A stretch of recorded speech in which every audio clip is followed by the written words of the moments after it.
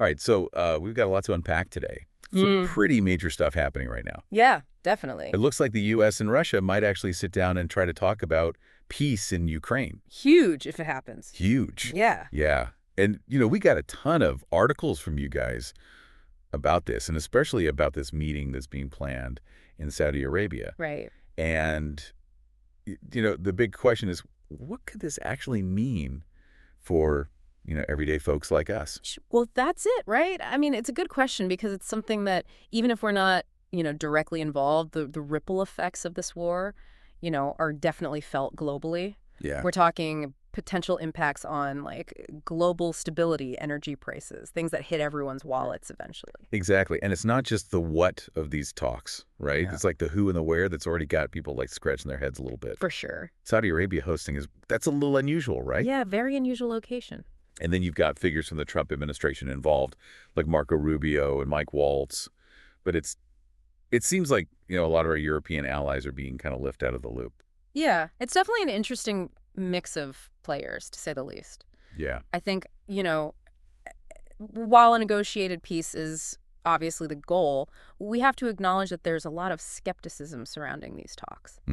Zelensky, the Ukrainian president, has openly expressed, distrust of Putin's intentions. And one article pointed out that, Ukraine itself isn't even at this first meeting in Saudi Arabia. Right. I mean, that's got to be raising some eyebrows. Yeah, it does suggest that this initial meeting might be more about laying the groundwork Right. for future negotiations rather than, hashing out an actual concrete agreement right away. Yeah. We'll have to see how it unfolds. Okay, so one detail that really jumped out at me from these articles was this U.S. proposal, Okay. where they basically gain ownership of 50% of Ukraine's critical minerals in exchange for giving them continued military aid. Right. I mean, what do you make of that? It seems like a pretty big...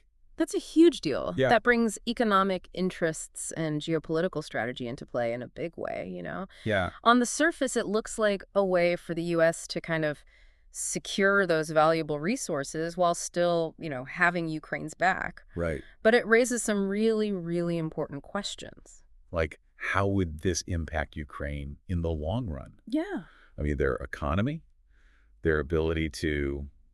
make their own decisions about their own future. It's a lot to unpack, A definitely. lot to unpack. Absolutely. We're talking about potentially affecting their sovereignty. Right. And if the U.S. has that much control over their resources, Yeah. what does that mean for Ukraine's relationships with other countries going forward?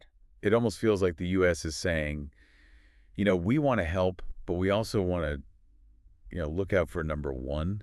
Mm-hmm. I mean, what are the ethical implications of something like that? You're hitting on a very, sensitive issue here. Yeah. Exploitation is something that critics will likely bring up. And how this is perceived both domestically and internationally is going to be crucial, For sure. especially, in our current information age. You mentioned the U.S. and its allies earlier. Right. And, some of those European officials, they're apparently not too happy about being left out of this whole peace process. Yeah, understand. Despite all the support they've given to Ukraine up to this point. Right. Could this actually, cause some cracks within NATO? Do you think that's a... There's definitely potential for friction there. Yeah. NATO operates on the idea of collective defense. Right. An attack on one is an attack on all. Right. If the U.S. is seen as acting alone, it could really undermine that unity. And it's not just NATO either. Right. I mean, it affects the overall relationship between the U.S. and Europe, Of course. which has been, pretty rock solid in supporting Ukraine up until now. Absolutely. This feels like a pretty big shift. It is, and if we look back, it seems in line with the Trump administration's, more isolationist foreign policy approach. They've often prioritized American interests above all else, which hasn't always sat well with European leaders Right. who favor a more collaborative approach.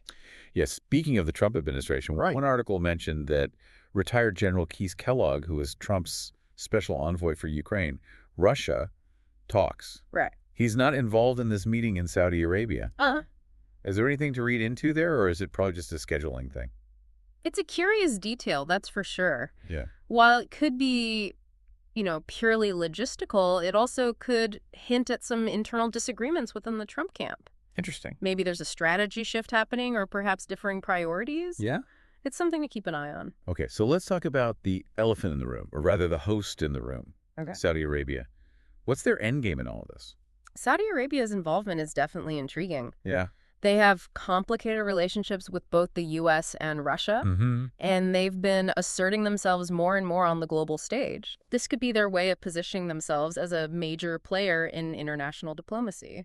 Okay, so we've talked a lot about, all the political players here. Right. But how might a potential peace deal, actually affect everyday people like our listener? Well, I think the conflict's impact is already being felt globally, right? We're talking about gas prices, the cost of goods imported from Europe, things that, hit our wallets directly. Right.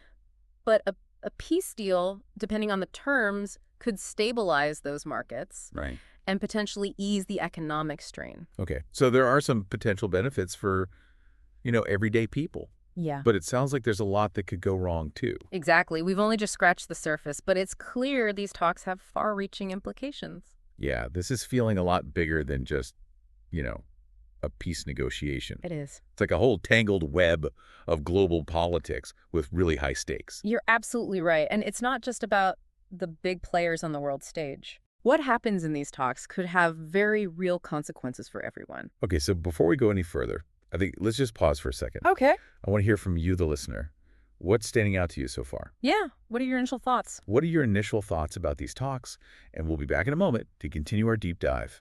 It's fascinating to think about how this U.S. proposal could actually play out in the context of these peace talks. This idea that they could end up controlling half of Ukraine's critical minerals. Yeah, that detail really jumped out at me, too. It just seems like such a huge gamble.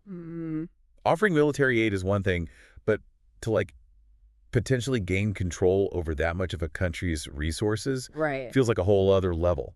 It really raises questions about the U.S.'s, long-term goals here. Right.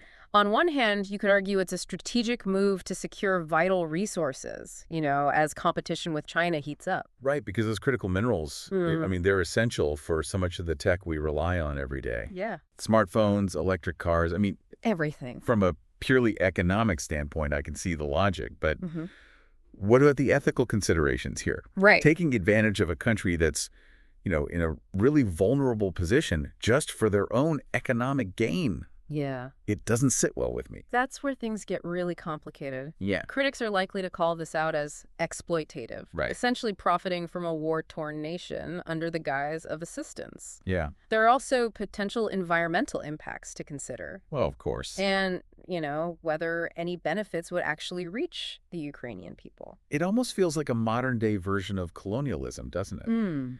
Extracting resources from a weaker nation for their own benefit. It's a strong comparison, but it highlights the sensitivity of this issue for sure. Yeah. The potential for backlash, both domestically and internationally, is something the U.S. is going to have to consider very carefully. Oh, absolutely. Public opinion can be swift and unforgiving in our interconnected world. So let's say hypothetically this deal does go through. Okay. What could this mean for Ukraine, down the road? Well, it's a double-edged sword. Okay. On the one hand, it could bring in much-needed investment and potentially boost their economy. Right. However, it also risks creating overdependence on the U.S., both economically and politically. And how would this impact their sovereignty?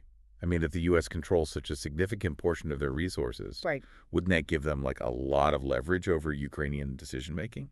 That's a crucial question. Yeah. The U.S., wants to appear supportive, but this could easily be seen as undermining Ukraine's autonomy. Yeah. And this is where the absence of those European allies at the negotiating table becomes even more concerning.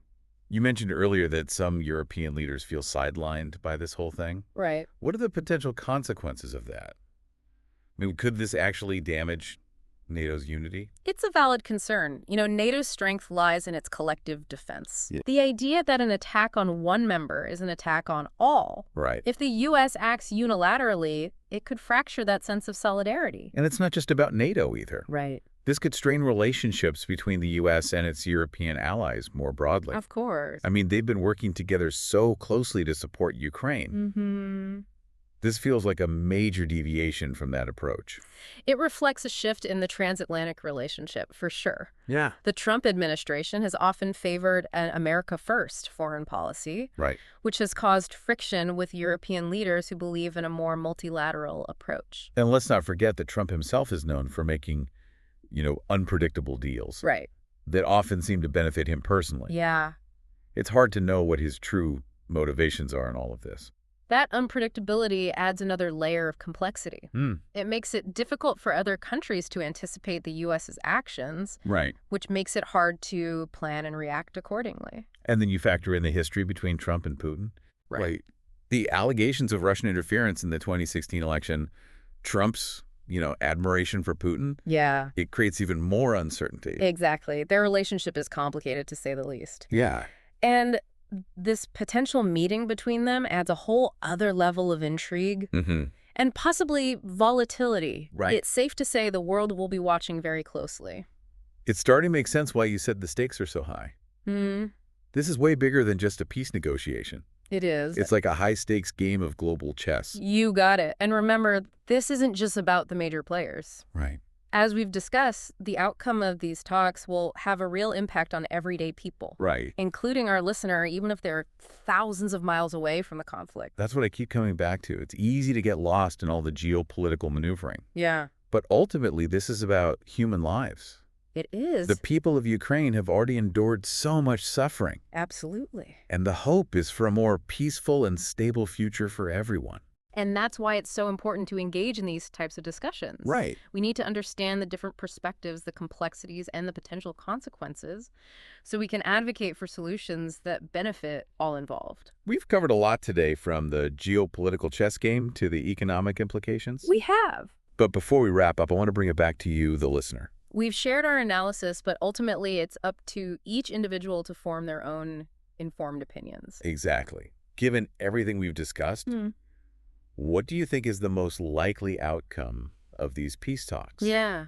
And what would be the best case scenario for Ukraine, for global stability, and for the future of international relations?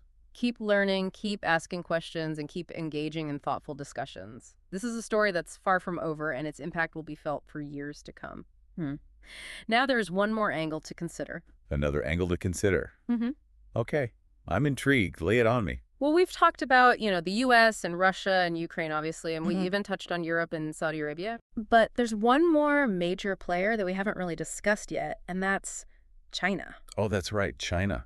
They've been, steadily gaining influence on the world stage, Big time. both economically and politically, and they've got that close relationship with Russia. Exactly. China and Russia have really been strengthening their ties lately, partly fueled by, their shared rivalry with the U.S. So where does China stand on these peace talks? Yeah. Are they hoping for a resolution, or would they actually benefit more from the conflict continuing? It's tough to say for sure. Yeah. It's really difficult to know what their true intentions are. Right. A prolonged conflict creates instability, Right. which generally isn't good for China. Right. They rely on a stable global environment for trade and economic growth. But on the flip side, if Russia is weakened by this conflict, Right. they might become more reliant on China, Exactly. which would give China even more leverage. That's a key point. There's also the possibility that China could try to position themselves as a mediator in all of this. Oh, interesting. Which would, further boost their global influence and project an image of themselves as a responsible world power. It feels like everyone is kind of trying to play a different game here with different goals and different strategies. It's a complex web of relationships and motivations, that's for sure. Yeah. But that's what makes this situation so fascinating and so unpredictable. I'm starting to realize just how much is at stake here. Yeah. It's not just about peace in Ukraine. It's about the future of, global power dynamics. Exactly. And it's a reminder that we're all interconnected. What happens in one part of the world can have ripple effects across the globe.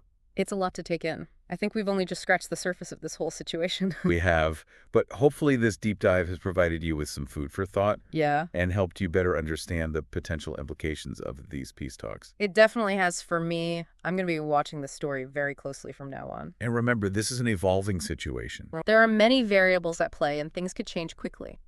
To our listener, we encourage you to stay informed, to keep learning and asking questions, and most importantly, to form your own conclusions based on the information you gather. This isn't just a story for the history books. No. It's something that could have very real consequences for all of us. Yeah. So stay engaged, stay curious, and keep diving deep.